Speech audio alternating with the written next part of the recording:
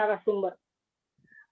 Yang pertama narasumbernya yaitu Bapak Advokat Pak Purwanto Kitung, SE, SHMM, MPH. Bapak ini lahir di Denpasar, Bali, 63 tahun, dengan pengalaman kerja di lingkungan grup Yan Darmaji selama 32 tahun dengan berbagai jabatan direktur, sekretaris, komisaris pada perusahaan-perusahaan Pak Yan Darmaji.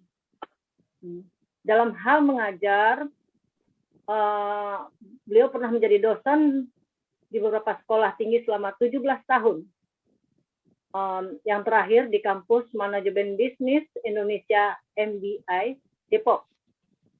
Sedangkan sebagai advokat penasihat hukum sejak tahun 2000 sudah mengurusi perceraian seperti artis Huges dan lain-lain untuk perkara pertanahan, ketenaga kerjaan, perumasakitan dan lain-lain termasuk kasus pilot korban koperasi Cipaganti yang diurusnya sampai sekarang. Terima kasih Bapak Purwanto Kitung. Silahkan waktunya.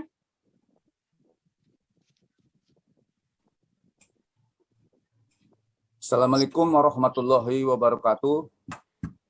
Secara khusus saya mengucapkan bangga dan sangat senang dengan ikut sertanya dan hadir Opa kita, Opa Igi Amanillah, yang tadi sudah bercerita bagaimana kehidupan latar belakangnya yang sampai sekarang dengan segala perjuangannya menjadi inspirasi ya begitu, Opa. Kemudian juga kepada yang Adi yang banyak materi yang disampaikan sebagai dosen di sana sini yang berguna untuk pencerahan kepada kita semua. Dan secara khusus pada teman-teman tim support saya terima kasih juga. Kemudian pada peserta yang bisa ikut nimbrung pada Zoom ini, semoga ada manfaatnya dari materi yang kami sajikan ini. Bapak Ibu, ini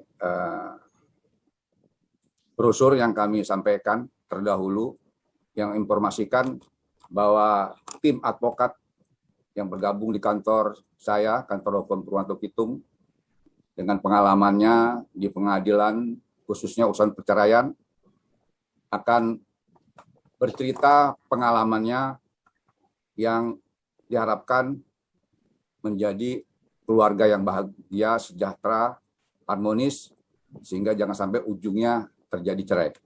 Ya, lanjut.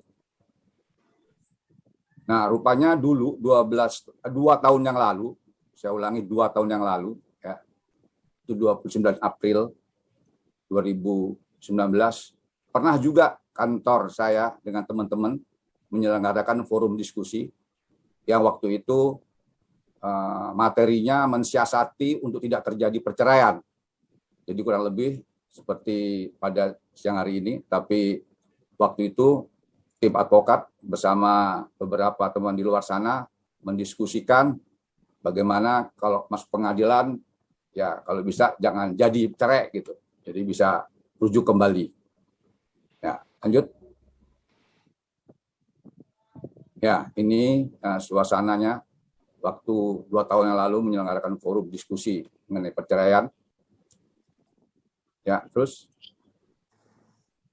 ya, di sana juga itu sudah ditemukan statistiknya yang sebab-sebab perceraian itu ternyata begitu banyak, bukan hanya yang ditentukan menurut Undang-Undang Perkawinan, tetapi temuan-temuan kami sebagai pengacara yang biasanya sebelum masuk ke pengadilan kami melakukan review kenapa sampai digugat atau tergugat. Nah, itu rupanya sebagaimana data statistik yang kami ambil ini dari wilayah Jakarta sekitar termasuk Depok yang mencerminkan atau menyimpulkan apa yang kami ketahui, sehingga kami sarankan untuk tidak selalu berujung dengan perceraian. Lanjut. Ya.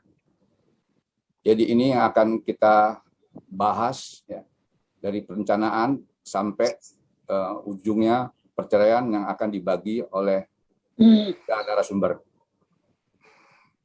Ya, jadi kami bertiga narasumber yang semuanya itu berada di kantor kami, ya, Lenteng Agung, yang untuk saya akan menceritakan sekitar sini nanti ini, ya.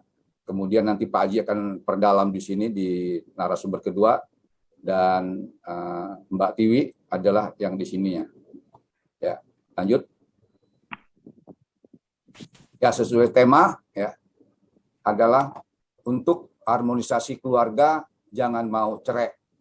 Jadi kata cerai ini biasanya keluar apa dari suami atau istri minta cerai, atau kamu saya cerai, kan itu kata-katanya. Jadi kata-kata yang keluar dalam keadaan permintaan adanya cerai gitu.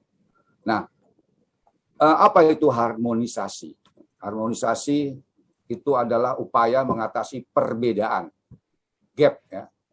Nah, itu atau pertentangan supaya selaras, serasi, cocok, seimbang. Jadi dia menyesuaikan perbedaan-perbedaan yang ada. Sedangkan keluarga adalah dalam lingkup kecil di masyarakat, itu terdiri dari kepala keluarga dan beberapa orang, yaitu suami, istri, dan anak-anak. Ya. Kemudian kalau kata tadi cerai, nah rupanya itu adalah berakhirnya satu pernikahan suami istri dengan jatuhnya talak. Kalau ini dilakukan oleh suami, dan kalau yang perempuan itu permohonan cerai. Nah, cerai juga diartikan penghapusan perkawinan dengan putusan hakim yang berdasarkan alasan-alasan yang diajukan sesuai undang-undang.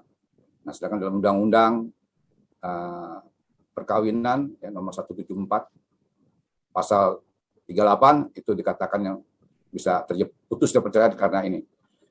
Juga sesuai Junto nomor 19 2019, ya, revisi daripada undang-undang perkawinan khusus tentang umur.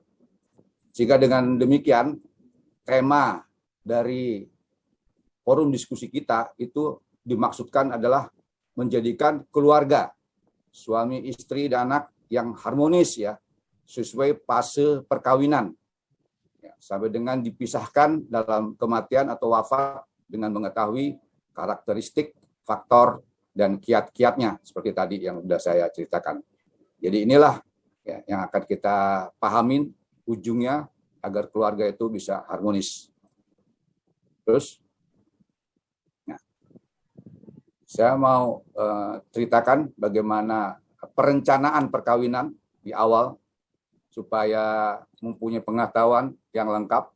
Itu harus mengikuti bimbingan pranikah, ya, yang diadakan oleh kantor KUA. Biasanya beberapa calon pasutri dikumpulkan di kantor KUA, lantas mendengarkan penjelasan dari KUA atau petugas di sana. Ya, itu dalam hal ini rupanya merupakan ketentuan dari Badan Penasehat Pembinaan dan Pelestarian Perkawinan B4 yang ada di kecamatan, yang materinya itu berkisar undang-undang perkawinan tadi, masalah agama, masalah kesehatan, supaya memang pada saat nanti dia masuk ke pelaksanaan perkawinan, akad nikah, dia sudah punya pengetahuan gitu. Lanjut. Ya, sebagaimana di dalam undang-undang perkawinan itu ada tujuan perkawinan, yaitu menjadikan keluarga yang bahagia dan kekal. Ya. Dua tuh, bahagia dan kekal berdasarkan ketuhanan yang Maha Esa. Dengan prinsip untuk yang namanya perceraian itu memang dipersulit, kecuali ada alasan-alasan yang diajukan di sidang pengadilan, kalau muslim di pengadilan agama, non-muslim di pengadilan negeri. Ya, lanjut. Nah, tadi ada fase 3, ya, itu fase A adalah pada usia perkawinan 5 tahun. Ini kita lihat kalau usia yang 5 tahun itu karakteristiknya, pernikahannya tuh pernikahan dini. Nah, kalau pernikahan dini ini banyak kejadian, ya, di beberapa tempat, karena usia, karena macam-macam di sini. Kemudian pendidikannya rendah, ya, masih muda usianya. Kalau undang-undang perkawinan yang baru itu usia untuk perempuan 19, prianya 21. Sebelumnya umur 16. Lantas lihat dari adat budayanya gimana itu, karena kita di Indonesia ini budaya macam-macam banyak sekali. Nah, itu juga mempengaruhi untuk terjadi perceraian pada usia di bawah perkawinan 5 tahun. Kemudian maunya sendiri, jadi memang mau pasangan pasutri tadi mau cerai. Ya. Nah, ini juga bisa saja karena sudah masuk di dalam kondisi di bawah 5 tahun itu dengan memiliki 1 anak. Pengalaman kami di pengadilan juga memang banyak sekali yang mereka menggugat bawa anak gitu, ibu-ibu itu. Ini kondisinya seperti ini dan paling tinggi jumlahnya. Nanti akan dijelaskan oleh narasumber ketiga ya, lebih detailnya ini. Nah, ini kenapa bisa demikian? Ini sebabnya adalah ekonomi, ya. Nah, karena kemiskinan. Apalagi kalau sekarang ini adanya PHK dan sebagainya, usaha yang bangkrut. Nah, kemudian KDRT, ya, karena untuk menyesuaikan yang baru punya anak 1 itu sulit sekali, ya. Capek mungkin ngurusnya anak, biasa sebelumnya, sehingga timbul emosi. Nah, si suami mungkin bisa jadi meledak-meledak, marah, ringan tangan. Dan KDRT juga bisa dari istri ya, jadi mukul suaminya. Nah, gitu. Jadi KDRT dari dua belah pihak ini bisa dilihat. Penelantaran, ya. Nggak diurusin ya, tinggalin aja begitu. Nah, ada perselingkuhan, ini mungkin masih CLBK nih, karena dalam kondisi bagaimana nih bisa nyaman dengan kondisi konflik ini dengan pasangannya. Rupanya dia mencoba untuk cari alternatif kepada CLBK-nya atau pihak ketiga. Kemudian pola asuh keluarga ya, yang nggak memahami bagaimana untuk membina harmonisasi dan tidak berbeda usia, jadi usianya sama. Makanya dianjurkan ada yang bedanya 5 tahun gitu. Nah, jadi kalau sama-sama ini kadang-kadang dia sebagai teman suka-suka ya perlakuannya, ngomongnya atau apa, sehingga bisa menimbulkan clash, konflik. Nah, solusinya tentunya mengatasi ini ya. Bagaimana nanti ini? Nah, ini juga akan disinggung di narasumber ketiga ini. Ya, bagaimana perekonomi, ngaturnya, mesti bijak keuangan, ya, ada nabung dan apa sebagai nanti dari pihak Pak Haji Pur juga nyinggung ini. Ya, lanjut. Nah, kemudian ini fase perkawinan B yang 5 tahun ke atas sampai 25. Di sini nanti bisa sampai adanya perkawinan perak. Nah, karakteristiknya ini memasuki puber kedua nih. Nah, kalau puber kedua itu sebenarnya secara medis sudah menurun ya, beberapa fisiknya, psikologisnya, sehingga kadang-kadang dia mencari kompensasi. Kompensasi kalau yang ke pasangan lain ya diselingkuh gitu. Itu dia hanya menutupi kekurangannya. Karena kalau di sebelah sana mungkin dia mendapatkan pujian-pujian, nah di sini enggak. Ya, jadi ini memang masuk masa puber. Usia perkawinan perak tadi ya sudah dirayain kan, kalau yang 25 tahun tuh. Nah, tadi juga disebutkan sini menurunnya stamina ya, dan fisiknya. Pola hidup tidak seimbang. Ini udah nggak teratur. Ya. Nah, karakteristik sehingga kita lihat kenapa penyebabnya. Rupanya dia lihat rumput tetangga lebih hijau. Nah, beginitan nih kalau begini nih, lihat rumput tetangga nih. Rupanya orang di sebelah sana lebih dibandingkan istrinya atau suaminya dibandingkan. Nah, tadi sama KDRT hampir mendominir ini KDRT, masalah ekonomi dan selingkuh. Nah, ya kena puber kedua jadi dia.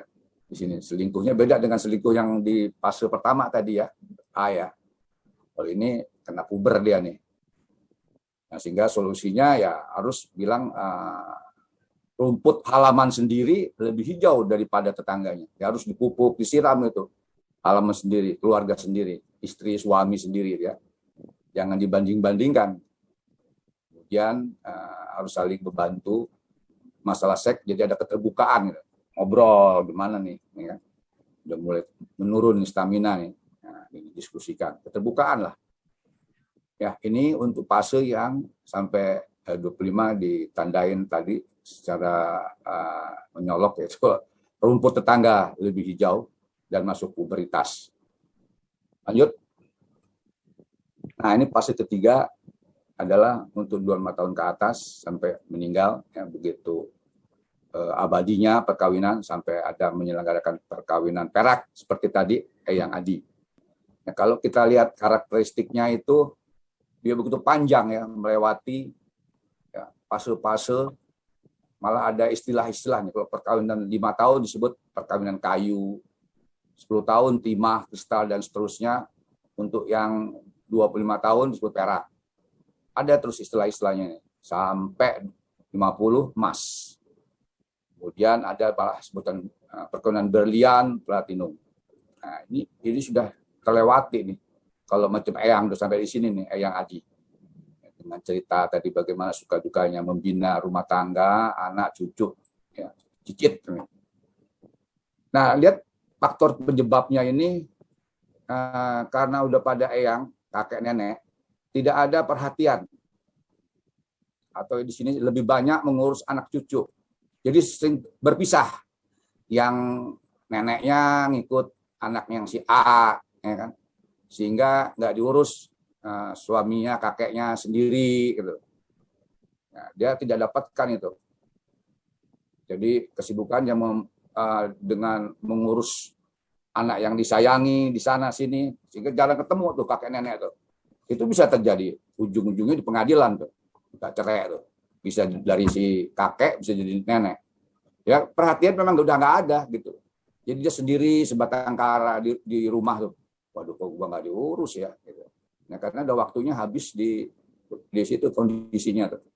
Nah, terus tidak ada komunikasi, udah diem-dieman aja tuh, nggak ngobrol. Seharusnya kalau ada handphone kan bisa bel-belan, udah nggak juga tuh. Lantas saya hilangnya rasa cinta, ya luntur lah, udah cinta kepada anaknya, cucu lah biasanya nih. Nah, ini bisa menjadi penyebab. Beda kan faktor penyebab di fase C, B, dan A. Nah, kalau solusinya ya tentunya tadi, ya, jangan ya sampai tidak ada perhatian. Bagaimana perhatian? Bisa ingatlah masa dulu muda, ya kan? Saling tegur sapa, saling menguji. Gitu.